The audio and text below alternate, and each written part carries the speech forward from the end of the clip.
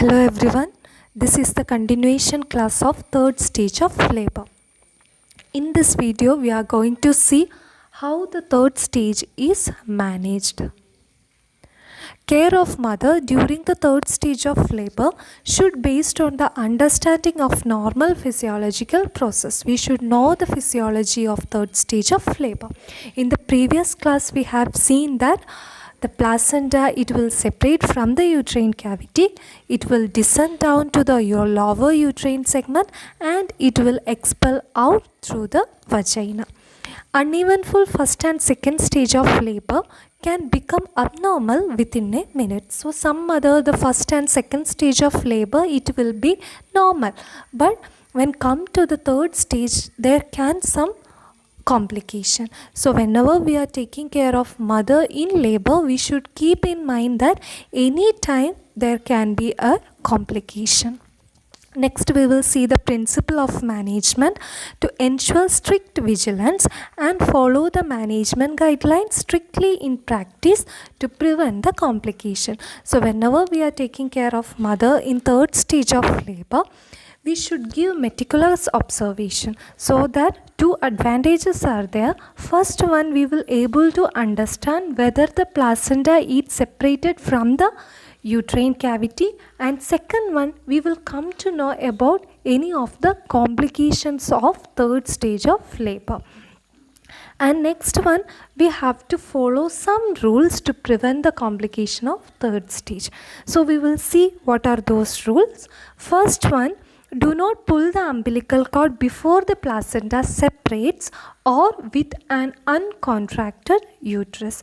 Uncontracted uterus means without any contraction. So here we know the significance of uterine contraction. The contraction after the delivery of fetus, it will helps in the separation of placenta. So here, if the uterus is not contracted or placenta is not separated, we should not pull the umbilical cord. Suppose if we are pulling the umbilical cord, placenta is not separated, and what happens along with the placenta, this uterus, it will also have the pressure, it will come down. That is known as inversion of uterus, and it will end up in severe vaginal bleeding. So we should not pull the umbilical cord before the placental separation.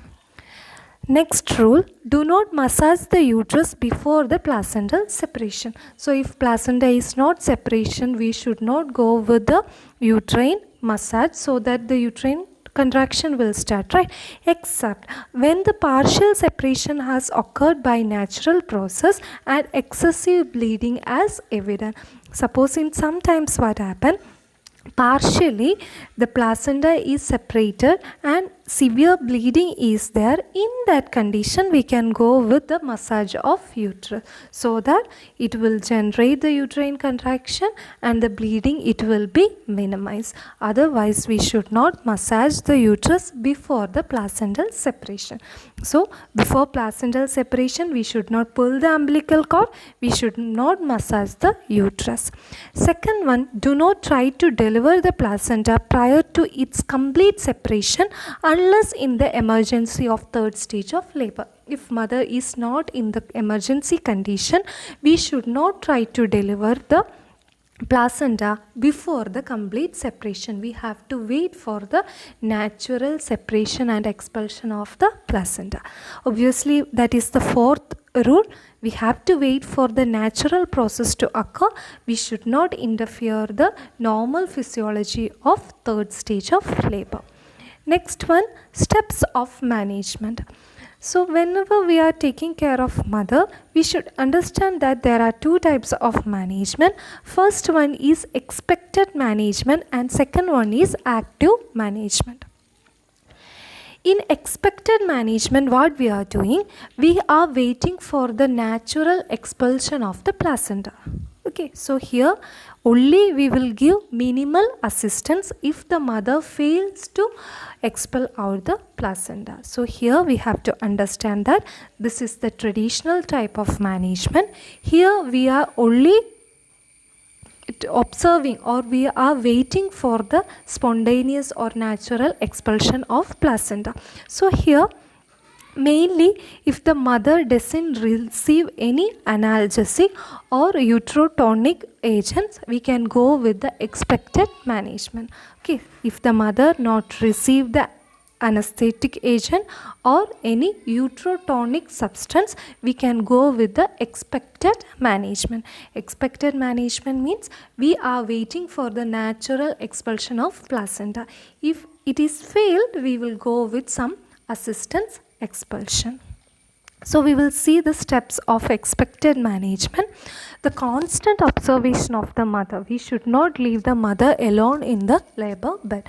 So after the delivery of the baby, we have to assess the condition of mother. So we know that after the fetal delivery, for few moments there will not be uterine contraction. When once the uterine contraction generate, mother will be having pain and discomfort.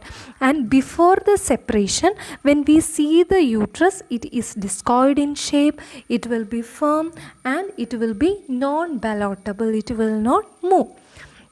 And when we see the pervaginal bleeding, there will be slight bleeding through the vagina. But after the separation, what happens? The uterus become globular in shape, it will be firm and it will be ballotable. And also we know that sudden gush of blood will be there through vaginally, and we can see increase in the length of the umbilical cord. So these are the evident signs of placental expulsion. So we have to constantly observe the mother for the signs of separation. Next one, positioning of the mother. So we have to give the dorsal position. So the advantages of dorsal position is that we can go with the abdominal or the uterine assessment, and easily we can see the amount of blood flow through the vagina. A hand is placed over the fundus. Okay, so we have to assess the signs of placental separation. Already we have seen what is the evident signs of placental separation. So we have to see the characteristics of the uterus. We have to see whether the bleeding is there, gush of bleeding is there, and also the length of umbilical cord, so that we will come to know whether the placenta is separated, descent, or it is in the process of expulsion. Next one, note the state of uterine activity. So whether the uterus is contracted or not. During the time of contraction, when we palpate this fundus, we can understand that it will be very hard. Okay, so that we will come to know whether again the uterine contraction started or not. Next one, detect the early evidence of inversion of uterus. So here we are trying to see whether the mother have any complication. During the inversion of uterus, when we see the contour of the fundus, it will be like cupped. Okay, cupped fundus, C-U-P-P-E-D, cupped fundus. Okay, so that we can understand whether the inversion of uterus is started. So here, first one, we have to constantly monitor the mother, so that we will come to know whether this placenta is began to separate or not. Second one, we have to give dorsal position to the mother, and third one, we have to assess the sign of placental separation, the state of uterine activity, and also the detect early evidence of inversion of uterus. So here what happens? Already we know that we are expecting for the natural expulsion of the placenta. So when the uterine contraction is there, mother can feel, right? Mother will be having pain, and the fundus, it will be very hard. We have to assess by keeping our hands over the fundus. Suppose if contraction is there, uterus is becoming very hard, mother is having pain, we have to instruct the mother, she have to give a bear down effort, means she have to push, right? So bear down effort she have to give. So along with the uterine contraction, when the mother gives bearing down effort, inside the uterine cavity, the pressure it will increases, and this pressure it will expel the placenta out. Clear? In the expected management, when the uterine contraction occur, we have to tell the mother she have to give bear down effort so that the placenta will naturally expel out of the vagina or out of the uterus. Suppose if it is failed, we have to wait for 10 minutes. Again the contractions will be there. During the time of contraction, we have to tell the mother she have to give the bear down effort. So if the placenta is expelled, we can see through the vaginal introitus. Suppose if it is visible, we have to hold this placenta and we have to give a small traction in circular movement so that this traction, okay, we have to give only gentle traction. It will helps in the complete expulsion of placenta and membrane. In some condition, if we doubt that this membrane may torn, in that condition we can use any artery forceps or any sponge holding forceps so that completely the membrane it will delivered out. So this is about the expected management. It is very clear and it is very simple that we are not giving much management in this stage or in this method. We are waiting for the natural expulsion of the placenta. Some condition it can be failed. Suppose natural uterine contraction will be there, with the mother's effort it is not expelling, we have to go with the assisted expulsion. So in the assisted expulsion there are two methods, controlled contraction and second one is fundal pressure. So the controlled contraction is another name, modified Brandt-Andrews method. So whenever we are giving this controlled contraction, we should be sure that the uterus is well contracted and the signs of placental separation is there, which means the placenta should be separated and the uterus it should be contracted. So we will see how this controlled contraction is given. Here the palmar surface of the finger of non-dominant hand, obviously the left hand, we have to place at the level of symphysis pubis, which means at the junction of upper segment and lower uterine segment. So at the level or above the symphysis pubis, we have to keep the palmar surface of the finger. Then what we have to do, we have to push the body of uterus upward and backward direction. So it will be towards the umbilicus, okay. Over the body of uterus we have to give a counter traction upward and backward direction, and simultaneously with our dominant hand or right hand we have to hold this clamp and the umbilical cord. Then we have to give a traction on the umbilical cord. The characteristics or the nature, it should be downward and backward direction. So this is the traction and counter traction. Always remember that whenever we are giving this control contraction, we have to give the counter traction through abdominally, okay. Counter traction it is given by the left hand and traction it is applied through the right hand. So that is control contraction. With this we can go with the easy expulsion of placenta. That is the first method in assisted expulsion. So here we have the picture.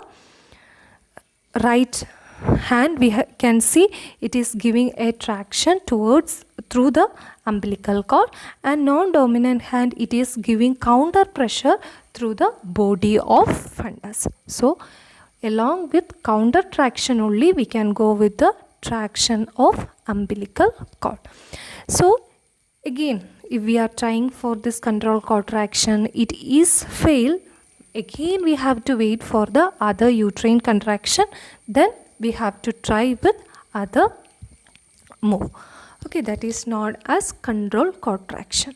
Next method in assisted one is fundal pressure. So you can see the picture, the four fingers of the hand we have to keep behind the fundus and the thumb will be over the opposite side. Okay, you can see the picture, and we have to hold the fundus. Here, if contraction is not there, then we can rub. Okay, with this finger we have to rub so that the contraction it will be generated. So with this fundal pressure, what happen? When contraction occurs, the placenta it will separate and it will expel out of the vagina. When once this bleeding or it will become hard, we should leave the hand. Okay, if it is very contracted, we should not go with much fundal pressure. Okay, so these are the two methods. So this fundal method, when we see this a premature baby or the macerated baby in intrauterine death, the fundal pressure is the most ideal one, because already we know that in macerated case or a premature case, the cord it will not have sufficient strength to overcome this traction pressure. So in this condition we can go with the fundal pressure. So here again, after this expulsion, we have to massage the uterus to contract so that the retained bits of placenta or the membrane it will expel out. We have to go with the IV injection oxytocin 5 to 10 unit or IM methargine 0.2 mg. Then we have to go with the examination of placenta, membrane and its cord. Later, we have to inspect the vulva, vagina and perineum. If episiotomy is done or if any tears is there, in this stage we have to repair that one. Okay. So this is the first method, expected management. In the expected management, we are waiting for the spontaneous expulsion of the placenta. Here when the uterine contraction is there, we will tell the mother to give the bear down effort so that the placenta it will expel out. If it is not expel out, again we have to wait for the 10 minutes. Again we have to wait for the contraction, tell the mother to bear down. If it is failed, we have to go with the assistant method. In the assistant methods, two are there. First one is control contraction. So control contraction we have to do with counter traction over the body of uterus. And second one is fundal pressure. So these are the two assisted method that we can do in expected management. So that is the first management. Next is active management. Active management we will see in next class. So we will summarize the topic.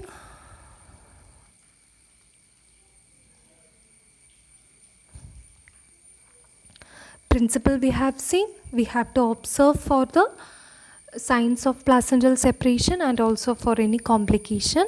Then we have seen rules to prevent the complication during the third stage of labor. There are 4 rules. Then we have seen the steps of management. In the management we have seen 2 methods, expected and active management. In the expected management, we will wait for the spontaneous delivery of the placenta. If it is failed, we will go with the other methods like control contraction and fundal pressure. Okay, thank you.